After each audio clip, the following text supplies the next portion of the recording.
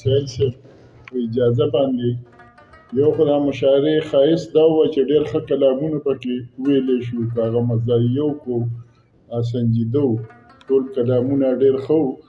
او دویم پکې دا و چې ټولو شاعرانو یو کلام ویلی دی، نو که هغه دغه مات شوی دا د دې ښایستو دی مشاعرې چې ټولو یو کلام ویلی دی.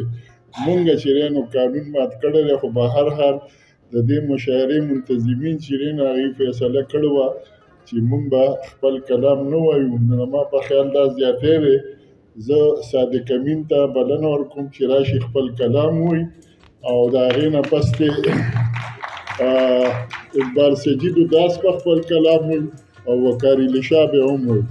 چې خپل کلام نه وایو، زه د افکار صاحب په څو شعرونه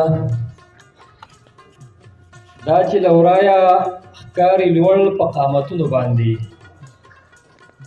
دا چې له ورایه ښکاري لوړ په قامتونو باندې، دوی خاورې اړوي مدام په نفرتونو باندې.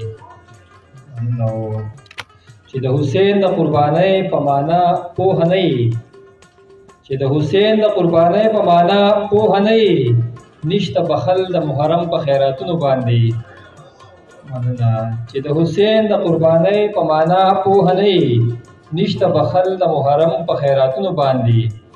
او زړه کې مراد لري په لاسو کې بلها منښتې، زړه کې مراد لري په لاسو کې بلها منښتې، لې په لې ګرځي لیونۍ په زیارتونو باندې.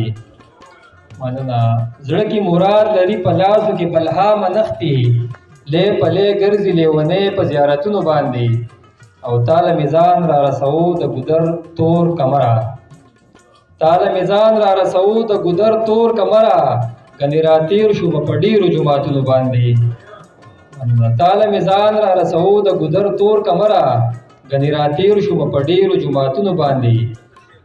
مننه جی، مننه. او د بې ننګۍ حد به د نوم او نښانې ورکې کړي، د بې ننګۍ حد به د نوم او نښانې ورکې کړي، ختم خو نه کړې خدای په دومره آفتونو باندې. مننه. او د پښتونخوا د خاورې بوی به مې په ذهن کې وي، د پښتونخوا د خاورې بوی به مې په ذهن کې وي، که مې بېسیاره ګرځوي په جنتونو باندې. مننه.